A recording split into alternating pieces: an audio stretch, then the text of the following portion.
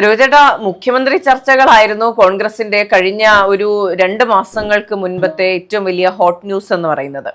ഇപ്പോൾ കോൺഗ്രസിനുള്ളിൽ KPCC അധ്യക്ഷൻ ആരാകും എന്നുള്ളൊരു പോര് നടക്കുന്നുണ്ടോ? എന്താണ് പോര്? ഒബ്വിയസ്ലി യോഗ്യരായ പലരുമുണ്ട്. അതിൽ ആരാകണം, എനിക്കാകണം അല്ലെങ്കിൽ അവരെ ആക്കണം എന്നുള്ള വാദപ്രതിവാദങ്ങൾ നടക്കുന്നുണ്ട് എന്നുള്ള റിപ്പോർട്ടുകളുണ്ട്. ഇറ്റ്സ് കോൾഡ് അഭിപ്രായ സ്വാതന്ത്ര്യം. യെസ്, ജനാധിപത്യത്തിന്റെ സൗന്ദര്യം, അഭിപ്രായ സ്വാതന്ത്ര്യം. തർക്കങ്ങൾക്കും വിതർക്കങ്ങൾക്കും ചർച്ചകൾക്കും അപ്പുറം കൊള്ളാവുന്ന ഒരാളെ തിരഞ്ഞെടുക്കുക, അതിനുശേഷം ഈ തർക്കിച്ചവരടക്കം അയാൾക്ക് വേണ്ടി കൈയടിച്ച് പ്രോത്സാഹിപ്പിക്കുക. ഇതിനല്ലേ മുഖ്യമന്ത്രി ചർച്ചയിലും ഇവിടെ നടന്നത്.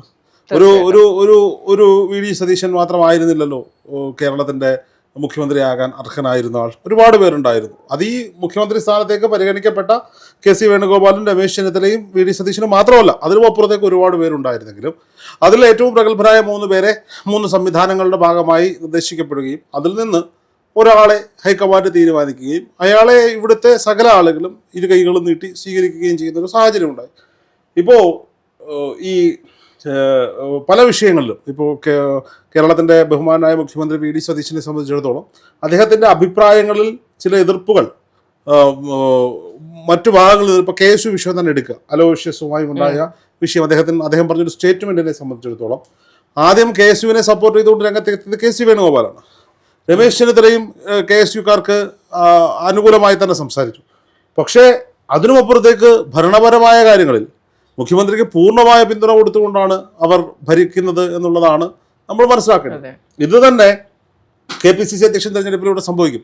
പല പേരുകൾ ഉയർന്നു കേൾക്കും. പല പേരും ഈ പേരുകൾ ഉറപ്പിക്കാൻ വേണ്ടി പല നേതാക്കന്മാരും ഇടപെടും. അവസാനം എല്ലാവരും യോഗ്യന്മാരാണ്. അവസാനം പല മാനദണ്ഡങ്ങളുടെ അടിസ്ഥാനത്തിൽ ഒരാളെ ഹൈക്കമാൻഡ് പ്രഖ്യാപിച്ചാൽ അയാൾക്ക് കീഴിൽ ഈ പാർട്ടി സംവിധാനം ഒന്നടങ്കം അണിനിരക്കും എന്നുള്ളതാണ് കോൺഗ്രസിലെ തിരഞ്ഞെടുപ്പിൻ്റെ ഏറ്റവും ജനാധിപത്യപരമായ മര്യാദ അല്ലെങ്കിൽ ജനാധിപത്യപരമായ സ്വാതന്ത്ര്യം, സൗന്ദര്യം എന്നൊക്കെ പറയുന്നത് എന്നുള്ളതാണ്. അല്ലാതെ പാർട്ടി അണികൾ മുഴുവനായി ഒന്നടങ്കം ഈ പരാജയത്തിൻ്റെ പൂർണ്ണ കാരണം അയാളാണ്, അവർ രണ്ടുപേരാണെന്ന് പറയുമ്പോൾ അങ്ങനെയൊന്നുമല്ല. അയാളുടെ കൈകൾ ശുദ്ധമാണെന്നും അയാൾ പറയുന്ന ആൾ തന്നെ സെക്രട്ടറിയായി തുടരട്ടെ എന്ന് പറയുന്ന പ്രസ്ഥാനമൊന്നുമല്ല Indian National Congress. Indian National Congress എല്ലാവർക്കും അഭിപ്രായമുണ്ട്. ഏതെങ്കിലും ഒരു ലോബിയുടെ പിടിച്ചുവെപ്പുകാരന് മാത്രം അധികാര സ്ഥാനങ്ങളിൽ കൊടുക്കുന്ന ആളല്ല. ഒരു പാർട്ടി സെക്രട്ടറി എത്ര തവണ പത്രമാധ്യമങ്ങളെ കാണുന്നു, ഓരോ തവണ കാണുമ്പോഴും ആയിരക്കണക്കിന് വോട്ടുകൾ കുറഞ്ഞുകൊണ്ടേയിരിക്കുന്നു എന്ന് സ്വയം മനസ്സിലാക്കി, അല്ലെങ്കിൽ സ്വന്തം കുടുംബത്തിലുള്ളവർ പോലും കളിയാക്കിയെന്ന് വലിയ പരാജയത്തിന് ശേഷം മാധ്യമങ്ങൾക്ക് മുന്നിൽ പറഞ്ഞിട്ടും ആ സെക്രട്ടറി ഇപ്പോഴും പാർട്ടിയെ നിയന്ത്രിക്കുന്നുണ്ടെങ്കിൽ അത്രയ്ക്ക് സ്വാതന്ത്ര്യമില്ലായ്മയൊന്നും ഇന്ത്യൻ നാഷണൽ കോൺഗ്രസിലില്ല.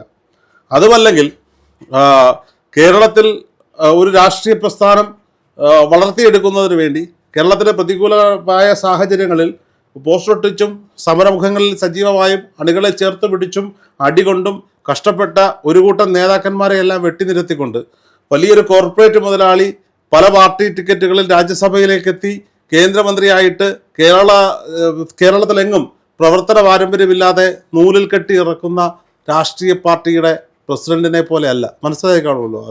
അദ്ദേഹത്തിന് ഉദാഹരണം പറഞ്ഞാൽ, അദ്ദേഹത്തിന് ഒരു എക്സാമ്പിൾ പറയാം, ജലപീരങ്കിയിൽ നിന്ന് 2 തുള്ളി വെള്ളം അദ്ദേഹത്തിന് വേണ്ടിയിരുന്നു. ഞാൻ BJP സംസ്ഥാന അധ്യക്ഷൻ രാജീവ് ചന്ദ്രശേഖരനെ പറ്റിയാണ്. അപ്പോൾ സ്വാഭാവികമായും അങ്ങനെ ഒന്നുള്ളൊരു പാർട്ടി സംവിധാനമല്ല ഇന്ത്യൻ നാഷണൽ കോൺഗ്രസ്. മലയാളിയാണ് എന്ന് പറഞ്ഞുകൊണ്ട് മറ്റേതെങ്കിലും സംസ്ഥാനത്ത് നിന്ന് രാജ്യസഭയിലേക്ക് എത്തുകയോ വലിയ കോർപ്പറേറ്റ് മുതലാളിയായിരിക്കുന്ന ഒരാളെ ഒരിക്കലും സംസ്ഥാന അധ്യക്ഷനായി ഇന്ത്യൻ നാഷണൽ കോൺഗ്രസ് വെക്കാൻ പോകുന്നില്ല. അതിന് പ്രാപ്തിയുള്ള ആളുകൾ വരും. എന്നെ സംബന്ധിച്ചിടത്തോളം ഞാൻ മനസ്സിലാക്കുന്നത് 3 പേരുകളാണ് ഹൈക്കമാൻഡ് കൃത്യമായി ഈ സ്ഥാനത്തേക്ക് പരിഗണിക്കുന്നത് എന്നുള്ളതാണ്. ഒരുപക്ഷെ കഴിഞ്ഞ തവണ KPCC അധ്യക്ഷനെ വെച്ചപ്പോൾ സണ്ണി ജോസഫ് വന്നതുപോലെ അപ്രതീക്ഷിതമായ പേരുകളും വരാനുള്ള സാധ്യത തള്ളിക്കളയാൻ സാധിക്കില്ല. എങ്കിലും 3 പേരുകൾ, അതിൽ ഏറ്റവും ഒന്നാം സ്ഥാനക്കാരൻ മാവേലിക്കര ലോക്സഭാ അംഗമായിരിക്കുന്ന ഇന്ത്യൻ നാഷണൽ കോൺഗ്രസിൻ്റെ ദേശീയ മുഖമായ കൊടിക്കുന്നിൽ സുരേഷാണ്.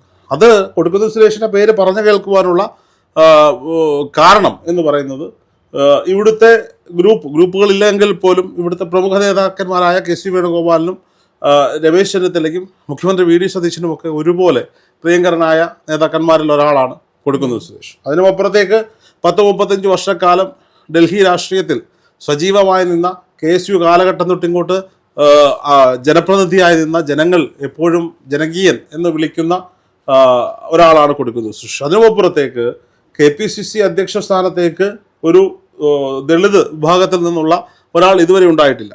സ്വാഭാവികമായും ദളിത് വിഭാഗത്തെയും വനിതാ വിഭാഗത്തെയും ഒക്കെ ഇന്ത്യൻ നാഷണൽ കോൺഗ്രസ് വലിയ രീതിയിൽ പ്രൊമോട്ട് ചെയ്യുമ്പോൾ AICCയുടെ തലപ്പത്ത് ഇരിക്കുന്ന ഖാർഗയെ പോലെ ഒരാൾ ഒരു ദളിത് മുഖത്തേക്ക് അവിടെ കൊണ്ടുവന്ന് ഈ പറയപ്പെടുന്ന ദേശീയ അധ്യക്ഷനായി ഇരുത്തിയിരിക്കുന്നു. അപ്പോൾ സ്വാഭാവികമായും കേരളത്തിൽ ചുരുക്കം ചില സംസ്ഥാനങ്ങളിൽ മാത്രമാണ് ഇന്ത്യൻ നാഷണൽ കോൺഗ്രസ് അധികാരത്തിലിരിക്കുന്നത്. അപ്പോൾ കൊടിക്കുന്നിൽ സുരേഷിനെ പരിഗണിക്കുമ്പോൾ പലതുണ്ട് ഗുണം എന്നുള്ളതാണ്. അപ്പം കൊടിക്കുന്നിൽ സുരേഷിൻ്റെ പേര് ഉയർന്നു കേൾക്കുന്നുണ്ട്. മുഖ്യമന്ത്രി VD സതീശൻ അടക്കം കൊടിക്കുന്നിൽ സുരേഷ് KPCC അധ്യക്ഷനായി വരണം എന്ന താല്പര്യത്തിലാണ് എന്നാണ് മനസ്സിലാക്കാൻ സാധിക്കുക. രണ്ടാമത്തെ പേര് ജോസഫ് വാഴക്കിൻ്റെ പേര് തുടക്കം മുതൽ ഉയർന്നു കേൾക്കുന്നതാണ്. അതിൻ്റെ ഒരു പ്രത്യേക കാരണമുണ്ട്. കാരണം രമേശ് ചെന്നിത്തല മുഖ്യമന്ത്രി സ്ഥാനം അർഹിക്കുകയും ആഗ്രഹിക്കുകയും ചെയ്തിരുന്നതും എന്നാൽ രമേശ് ചെന്നിത്തല കൊടുത്തിരുന്ന ലിസ്റ്റിൻ പ്രകാരം അൻവർ സാദത്തിനെ പോലും മന്ത്രിസഭയിലേക്ക് എടുക്കുകയോ ചെയ്തിട്ടില്ല. രമേശ് ചെന്നിത്തല ഗ്രൂപ്പിൽ നിന്ന് ആരും തന്നെ മന്ത്രിസഭയിലേക്ക് എത്തിയിട്ടില്ല.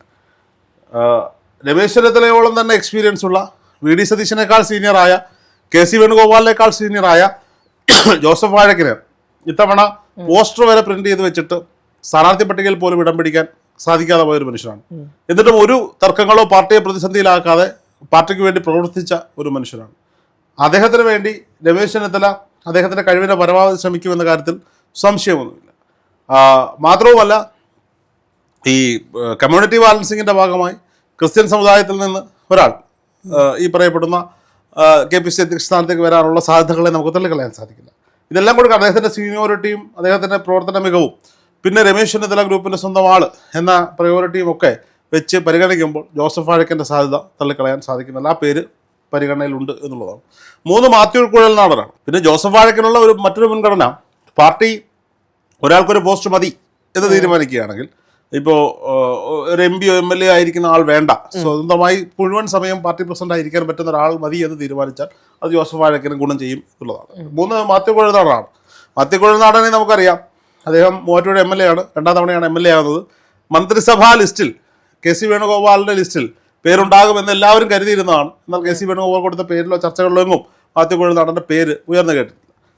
മാത്യു കുഴൽനാടൻ ഒരു ഫൈറ്ററാണ്. മാത്യു കുഴൽനാടന് വേണ്ടി സോഷ്യൽ മീഡിയയിലൊക്കെ മുറവിളി കൂട്ടുന്നുണ്ട്. അപ്പോൾ മാത്യു കുഴൽനാടൻ്റെ പേരും KC വിഭാഗത്തിൽ നിന്ന് ഉയർന്നു കേൾക്കുന്ന പേരുകളാണ്. ഈ 3 പേരുകളെയാണ് ഇപ്പോഴത്തെ ഒരു സാഹചര്യത്തിൽ പറയാൻ സാധിക്കുന്നത്. ഈ 3 പേരിൽ ഒരാൾ KPCC അധ്യക്ഷനായി വരും എന്നാണ് എല്ലാവരും മനസ്സിലാക്കി വെച്ചിരിക്കുന്നത്. പക്ഷേ ദേശീയ നേതൃത്വത്തിൻ്റെ ഹൈക്കമാൻഡിൻ്റെ മനസ്സിന് എന്താണ് എന്ന ചിത്രം വ്യക്തമല്ല. സണ്ണി ജോസഫിൻ്റെ ഒരു KPCC അധ്യക്ഷ സ്ഥാനം തികച്ചും അപ്രതീക്ഷിതമായിരുന്നു. അതുകൊണ്ട് തന്നെ അപ്രതീക്ഷിതമായ ഒരു പേരിലേക്ക് വരാം. എങ്കിലും ഞാൻ കരുതുന്നത് അവസാന നിമിഷം കൊടിക്കുന്നിൽ സുരേഷിലേക്ക് ഈ പറയപ്പെടുന്ന KPCC അധ്യക്ഷ സ്ഥാനം വന്നു ചേരും എന്നുള്ളത് തന്നെയാണ് ഞങ്ങളുടെ ഒരു പ്രതീക്ഷ.